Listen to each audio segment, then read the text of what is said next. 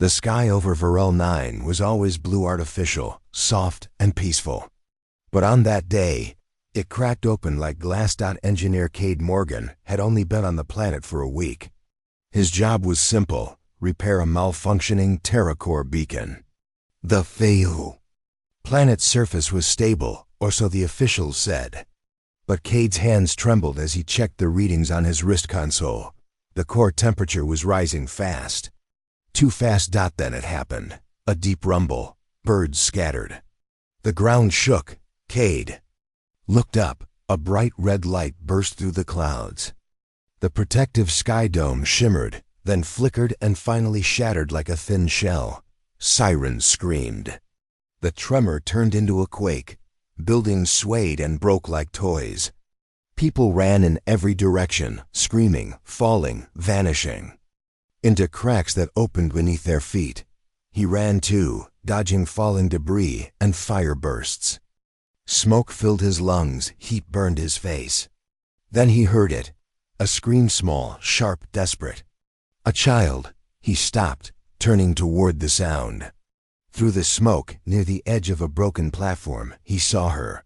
A young alien girl, blue-skinned, with wide golden eyes trapped under a beam. She wasn't alone. A taller alien woman, her mother, maybe lay half buried in the rubble beside her.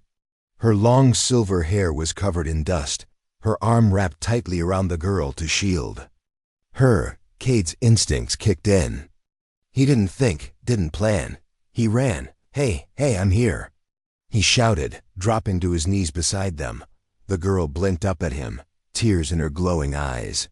"She's hurt," she whispered. "I know," Cade said softly. "I've got you." He gritted his teeth and shoved the heavy beam aside with all his strength. It groaned, cracked, then rolled off. He lifted the girl out first, cradling her in his arms. She clung to him, tiny fingers gripping his jumpsuit. "Stay here," he said, setting her down safely. Then he turned to the woman. Her chest rose slowly. She was alive but unconscious. Her leg was crushed, her breathing shallow. The quake hit again. The platform behind them gave way with a loud crack. Fire burst from the street below.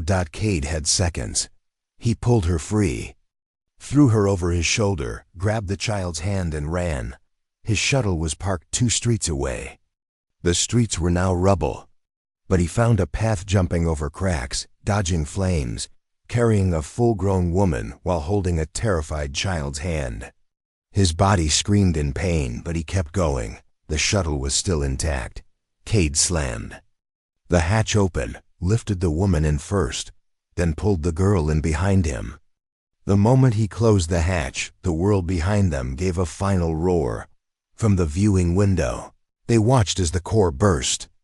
A red wave exploded into the sky, swallowing the buildings, the towers, the people. Varel 9 collapsed into fire. And dust. The girl sobbed quietly. "Mama, she's here," Cade said gently. "She's safe. You're safe." She looked up at him, her small hand finding his again. "Thank you," she whispered. Hours passed.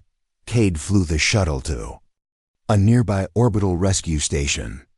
Medical bots rushed the woman into the medbay. The girl sat beside Cade in silence, eyes fixed on the door. When the mother finally woke up, Cade was sitting beside her bed. She stared at him for a long moment. Her face was calm, regal, even in pain. "You carried us through death," she said in a soft voice. "You faced fire for my child." Cade blinked. "I just did what anyone would." She shook her head. "No, not anyone, only you. By our law. Such a man is no longer just a stranger." The girl smiled from the corner of the room. "Mama, he saved us. Can we stay with him?" The woman sat up, weak but strong-willed. She reached for Cade's hand. "My name is Yelani of House Tharos," she said, "and this is my daughter Lisa. You saved her life." "And mine." Cade nodded slowly. "I'm Cade. I'm just a—" She didn't let him finish. "By the law of my people," Yelani said, her voice steady, "a man who saves a mother and child must take them both. To refuse is dishonor." To accept is to become one with us. Cade's heart pounded. Wait, what? The girl ran to him, hugging his leg tightly. You're my hero now. You're ours. Yelani placed her hand over her chest, then reached out to touch his. You are now bound to us, Cade of Earth. By blood, by courage, by law. Cade stared at her, breath caught in his throat. Outside the medbay window, the stars turned slowly, and his quiet life as a station engineer was already gone. Cade Morgan hadn't slept in 2 days. Not since Varel 9 burned. Now he sat alone in a cold briefing room aboard the rescue station. His fingers drummed on the steel table while his mind raced. Across from him, a translation AI hovered, flickering. With glowing alien text and human subtitles, the message repeated for the 3rd time. By Therosian custom, the rescuer of a mother-child unit inherits protective claim and is thereby joined as bonded kin. Cade sighed, rubbing his face. Joined? What does that even mean? The eye answered calmly. It means you are now responsible for both the woman and the child. You are their mate, their family. Cade stood and paced. I didn't ask for this. I was just doing the right thing. Intent is irrelevant, the AI replied.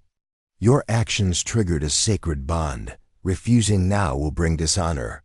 In Therosian culture, abandonment of a rescued family is seen as cruelty. Cade froze. They'd see me as the bad guy? Yes, the AI replied. Worse, as a betrayer. The door opened. Yelani entered, walking slowly with the help of a cane. Her long silver hair was freshly washed, her deep violet eyes clear.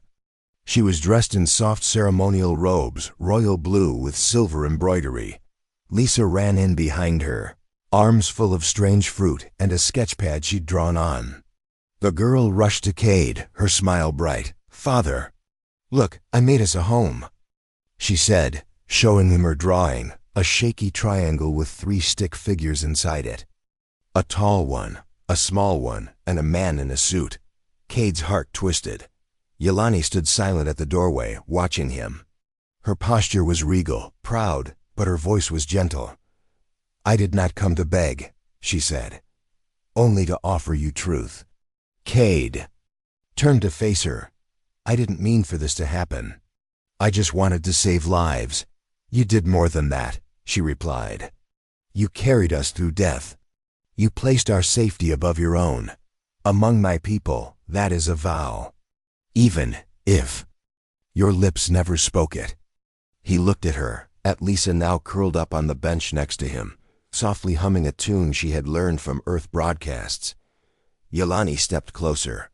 You can refuse. No one here will stop you. But when Lisa looks at you, she sees a father.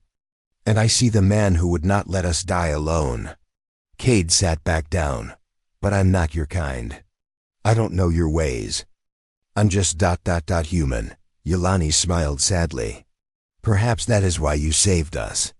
Because you still remember what it means to care without law forcing you.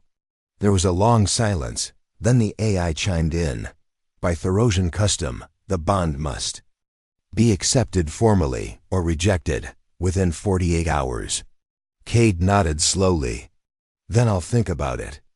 That night, Cade returned to his private quarters. But they didn't feel private anymore. Lisa's sketch was taped to the wall. Yelani had quietly placed a folded shawl on his chair woven from her world's silk. Her scent still lingered. Opened a station terminal, searching for legal advice, cultural waivers, or some way to undo the law. There was none. Just then, a soft knock. He turned. Yelani stood at the doorway. She had changed into a simpler robe, her silver hair tied back. I brought you food, she said quietly. Your earth meals lack depth. Cade hesitated, then gestured for her to come in. She moved with slow grace, placing a bowl on the table. It smelled sweet, like fireberries and spiced steam. She didn't sit. She didn't speak further. Cade looked at her. You really believe this bond is real, don't you? She nodded. In our hearts, yes. But you must feel it too. Or it means nothing. What if I can't? What if I never do? He asked. She paused, then gave a faint smile. Then we will thank you for saving our lives and go.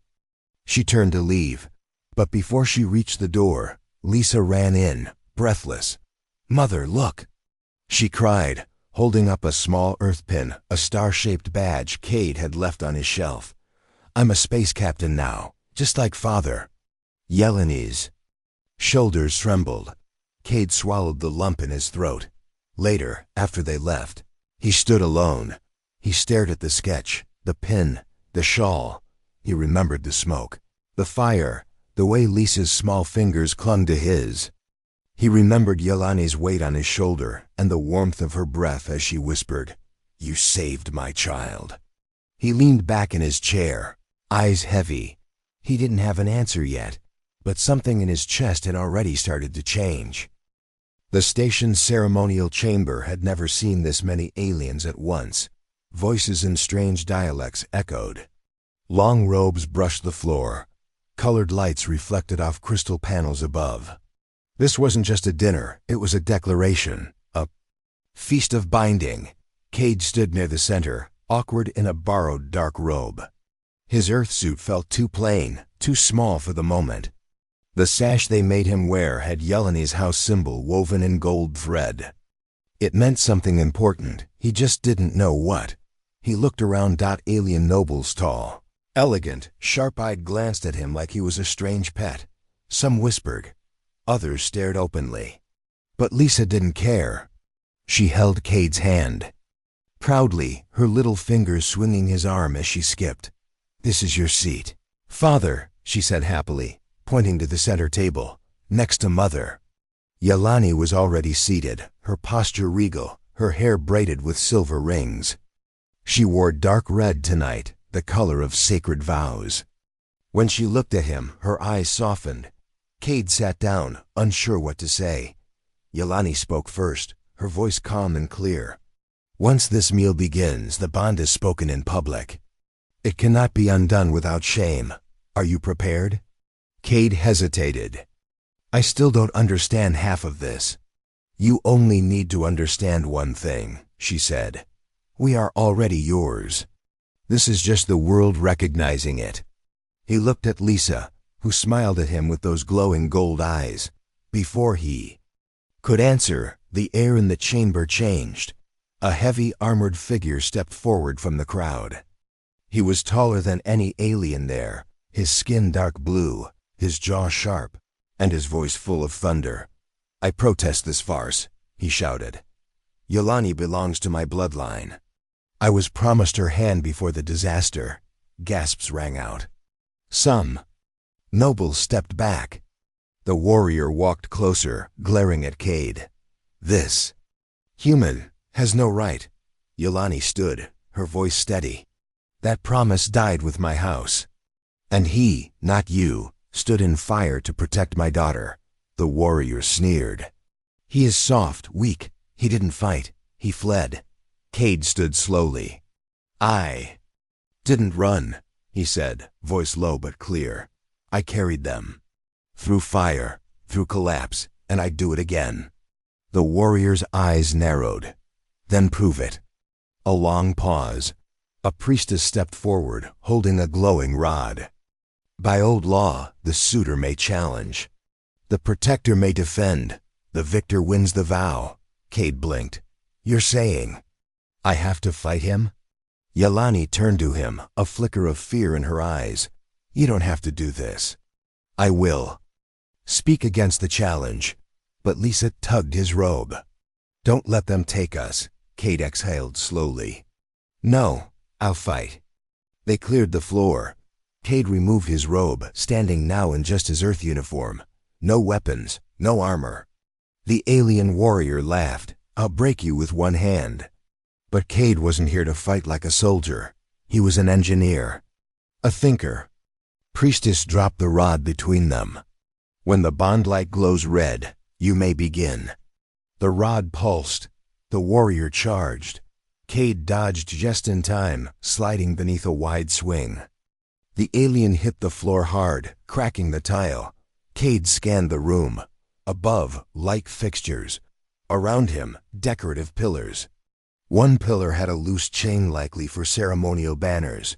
He ran for it, grabbing the chain and yanking it down. The banner fell, tangling the alien's feet. The warrior roared, slicing it apart with his claws, but that gave Cade time. He ran toward the priestess's platform, then ducked behind a tall speaker stand. The alien gave chase at the last second. Cade kicked the base of the platform, sending sparks into the warrior's face. Blinded, the warrior swung wildly. Cade grabbed the rod from the floor and struck the warrior's knee. The alien howled. Collapsing, Cade pressed the rod to the floor. The priestess raised her hand. Enough! Silence. The alien lay groaning, defeated. Cade stood tall. Chest heaving. The nobles erupted in cheers. Yelani came to him slowly, her expression unreadable. Then she knelt before the entire room. She touched her forehead to his hand. You have won. Not with might, but with heart. With fire, with courage. Lisa ran forward, jumping into his arms. You saved us again.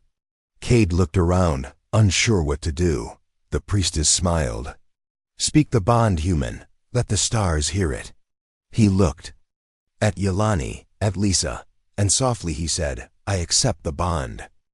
The morning after the binding feast, Cade woke up in a new world. Not just legally, emotionally, spiritually. In the station's archives, alien news feeds already called him the human protector of Tharos. His image tired, dusty, holding. Lisa was being shared across systems. Some praised him. Others mocked him. One thing was clear. He was no longer just an engineer. He was part of a royal bond now. And everyone was watching. Yelani, dressed in soft white robes, poured him a warm drink made from crushed violet seeds. She moved differently now, not just as a survivor, but as someone comfortable, at ease beside him. I had no idea a binding feast could get that dramatic. Cade joked, rubbing his sore shoulder. She smiled. Our traditions are never quiet. You defended our honor. You were brilliant. Before he could answer, the door slid open. A council officer, gray-skinned, stern, entered with a message in hand. Protector Cade, he said. Your presence is required at the Hall of Bonds. Cade frowned. Why? I already accepted the bond. Yes, the officer said, but there's a final step. The Hall of Bonds was colder than Cade expected. Circular, silent, and massive. In the center stood a long platform, an altar of stone, etched with ancient words glowing in soft gold. A crowd had already gathered, nobles, scholars, priests. Some of the same aliens from the feast now stood in silence. Cade stepped forward. The priestess from the night before met him at the altar. The trial of the protector, she said gently. Not combat, not law, something deeper. Cade looked confused. Deeper than fighting? She nodded. The bond must be tested not just by strength, but by truth. You must enter the mirror memory. Before he could ask, they brought out an orb shimmering like water, glowing like starlight. They placed it on the altar. Yelani stepped beside him, holding Lisa's hand. If you lie to it, it will break, Yelani whispered. If you hide anything, it will show. But if your heart is clean, it will open. What do I have to do? Cade asked. The priestess pointed. Place your hand on the memory core. Speak your truth. Let it judge you. Cade stared at the orb, then took a breath and touched it. It was like falling. He stood in a place made of light and shadows, and before him, scenes began to play. He saw himself as a boy, alone, hiding in an earth shelter during a colony bombing. He remembered screaming for his mother. She never came. He remembered the cold silence of rescue teams, the way they looked at him like he was a burden. He flinched. Then came VIRELL-9. The ground cracking open. The smoke, the heat, the little girl's voice. Help me. He saw himself picking her up, Not thinking. Just running. And then he saw something else. Something even he hadn't fully admitted. He saw the moment he carried Yelani on his back, her hand against his chest. The way her head rested near his heart. He had felt something then. Not duty. Not obligation. A spark. A need to protect her. Not just because of law, but because he wanted her to live. Because she mattered.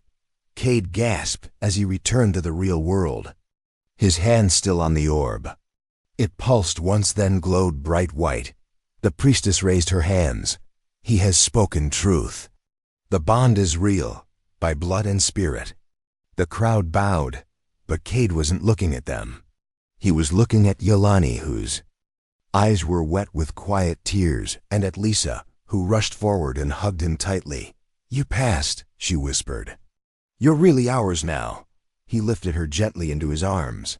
"Yeah, I guess I am." Yelani stepped forward. "We don't need titles or tests to know your heart. But now everyone else knows too." The priestess approached with a golden pendant, the symbol of bonded protectorhood, and placed it around Cade's neck. From this day, Cade of Earth is guardian of House Tharos. The nobles bowed. Cade didn't know what to say, but in that moment, as Yelani touched his arm and Lisa rested her head on his shoulder, he finally felt it. He wasn't alone anymore. Cade sat on the edge of the sleep couch, elbows on his knees, staring out the station window. The stars outside blinked like silent witnesses. Everything around him felt quieter now, but heavier too. He was no longer just a man with a tool belt and a mission. He was guardian of House Tharos, bonded to an alien noblewoman and her child, part of something bigger, something permanent. Behind him, the room felt warmer. Yelani had lit soft light orbs, casting a silver-blue glow across the walls. Alien flowers rested in a bowl. Lisa had picked them earlier and said, "They smell like comfort." He smiled faintly at the memory. The sound of small footsteps pulled him from his thoughts. Lisa padded in, wearing her sleep robe and holding a soft toy she called Star Pup. She climbed up beside him, eyes still half dreaming. "Can I sleep here tonight?" she asked quietly. Cade looked down. "You miss your mother?" She nodded. "But I miss you more." His chest tightened. He gently tucked her against his side and wrapped an arm around her. She was already dozing by the time Yelani entered the room. Yelani paused in the doorway, watching them. She looked tired. Her shoulders sagged a little. Her usual regal posture had softened, like she'd finally let herself feel everything. "She adores you," Yelani said softly. Cade looked up. "She's easy to care for." Yelani walked over and sat on the other side of Lisa, brushing her daughter's hair back gently. "She was born in war," she said. "Her father never held her, never even named her. He was gone before her first breath." Cade listened, unsure if he should say something. So he stayed quiet. "I had power once," Yelani whispered. "Titles, lands, servants. None of it mattered when the fire came. The only thing I could think of was keeping her alive. And when I couldn't anymore, you came." Cade's throat tightened. "I didn't do anything special," she looked at him. "No, you did the impossible." Silence filled the room for a long moment. Then Yelani stood slowly. She walked to the far wall, opened a small drawer, and pulled out a folded cloth. It was red silk, marked with silver symbols. She walked back and placed it beside him. "I've carried this since my youth," she said. "It's given only once.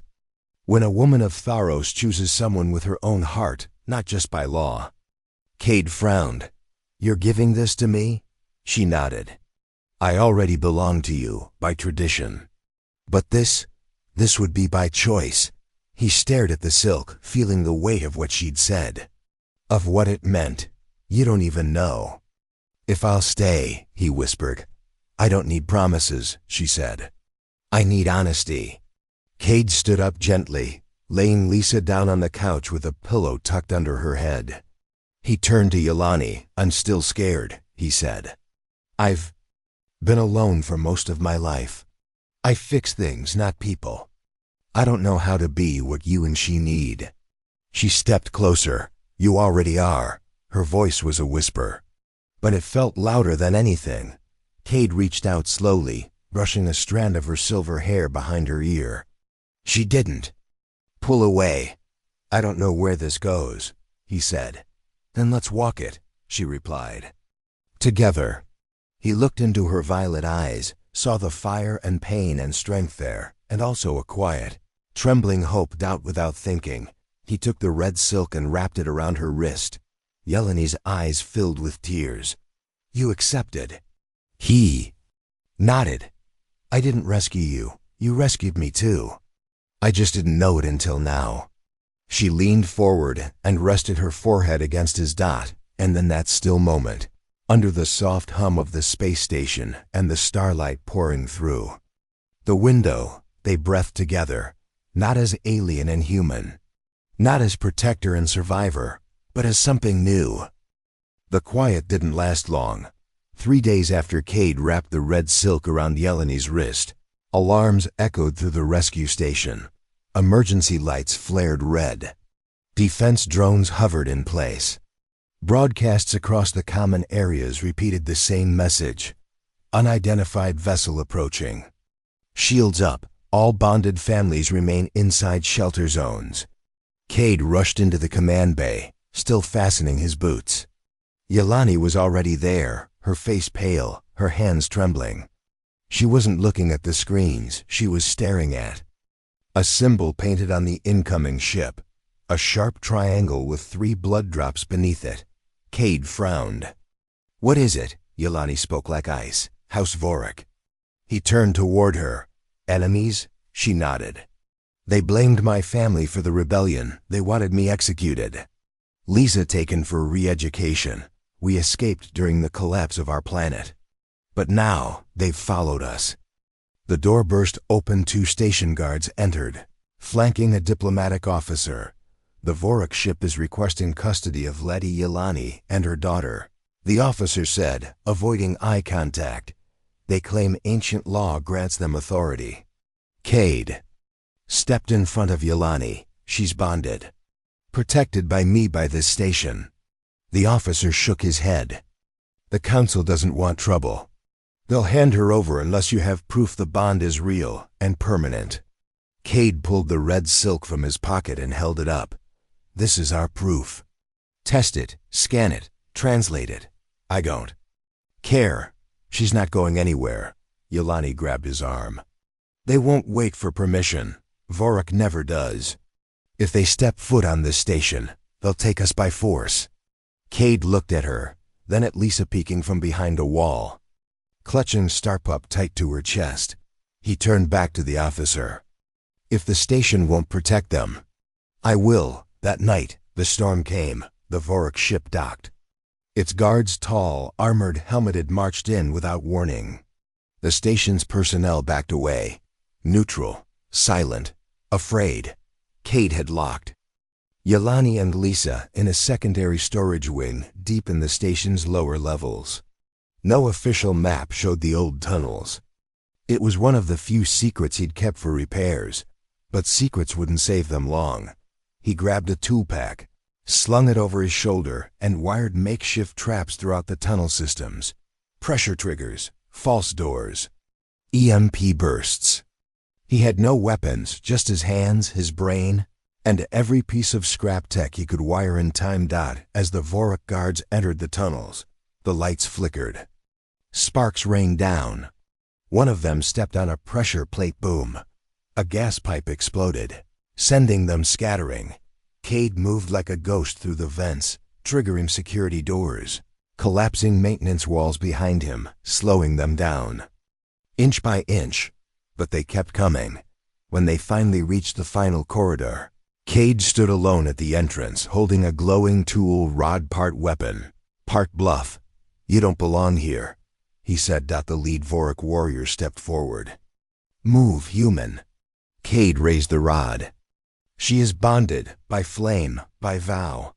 "You'll have to kill me first," the warrior sneered. "Gladly. But before he could attack, Yelani appeared behind Cade, her voice sharp. "You'll not touch my protector." She stepped forward, holding her old house blade. Not ceremonial anymore. Real, cold, deadly. The guards hesitated. "This man faced fire," she said. "You bring only fear. Choose your next step carefully." Silence filled the corridor. Then Lisa's voice echoed from behind them.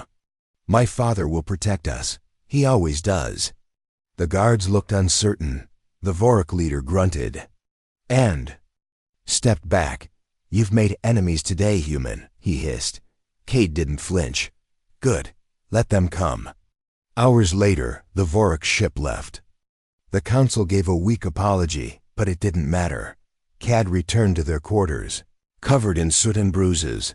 Yelani cleaned his wounds with silent care. Her hands trembled, not from fear, but from emotion too deep to name. "You could have died," she said quietly. "But I didn't," he replied. "Because I couldn't leave you. Either of you." Lisa crawled into his lap and hugged him tight. Yelani leaned close, her voice low. "You're more than protector now. You are the center of our sky." Cade closed his eyes. For the first time in years, he felt truly alive. The station's lights no longer felt cold. The walls, once painted in metal gray, were now warmed by the soft touch of alien silks, drawings by a child's hand, and a scent of crushed fire fruits boiling gently in the cooking corner. 3 weeks had passed since the Vorok threat. No more ships came. No more warnings sounded. The galaxy had watched the broadcast of Cade standing before the guards with nothing but a tool rod and fire in his eyes. One clip had gone viral. Lisa shouting, "My father will protect us." That single moment had turned into something more than a symbol. It became a truth. Cade wasn't just a protector anymore. He was family. Cade walked down the corridor, carrying a small crate, his last belonging from the old maintenance wing. His nameplate, his old toolkit, a photo of Earth he hadn't looked at in years. He entered the quarters he now shared with Yelani and Lisa. The room had changed. It was full of color, laughter, warmth. A home. Yelani stood by the window, brushing her silver hair. She wore a soft cream gown that shimmered like moonlight. She turned when she saw him, her face lighting up. "You're back early," she said gently. Cade nodded, setting the box down. "Finished moving the last of my things. The council approved my transfer to the Civilian Engineering Guild. I'll be working close to home now." She stepped closer, resting her hand on his chest. "This is your home." Cade placed his hand over hers. "I know." Just then, a burst of laughter echoed from the next room. Lisa came running in, waving a little star-shaped badge made from recycled metal and beads. She had made it herself. "Father," she said proudly, "I made you a medal." Cade knelt down. "A medal? What for?" She smiled wide. "For saving the galaxy." He laughed and let her pin it to his shirt. Yelani stood beside them, quiet for a moment. Then she spoke. "There's something I've been waiting to share with you," she said. Cade looked up. "What is it?" She gently reached into her robe and pulled out a small, glowing gem wrapped in cloth.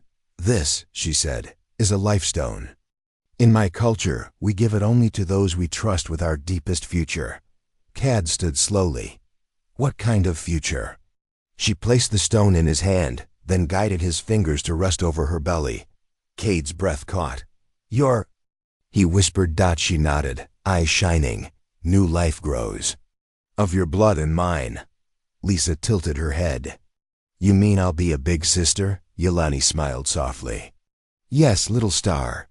Lisa gasped and hugged Cade tight. "We'll be the best family ever." Cade couldn't speak for a long time. He just held them both, one in each arm, as the stars glowed outside. He had once been a lonely man with only tools and silence. Now he had warmth, purpose, love, and something even more powerful. Belonging. Later that evening, the three of them sat beneath the skylight. The station rotated gently. giving them a full view of the twin moons outside. Lisa fell asleep in Cade's lap, her tiny breaths soft and even. Yelani rested her head against his shoulder. "You've changed our lives," she whispered. "You changed mine first," he replied. She looked up at him, her voice quiet and steady. "In our language, there's a word that has no direct translation. It means more than love. It means you are the home I never knew I was missing."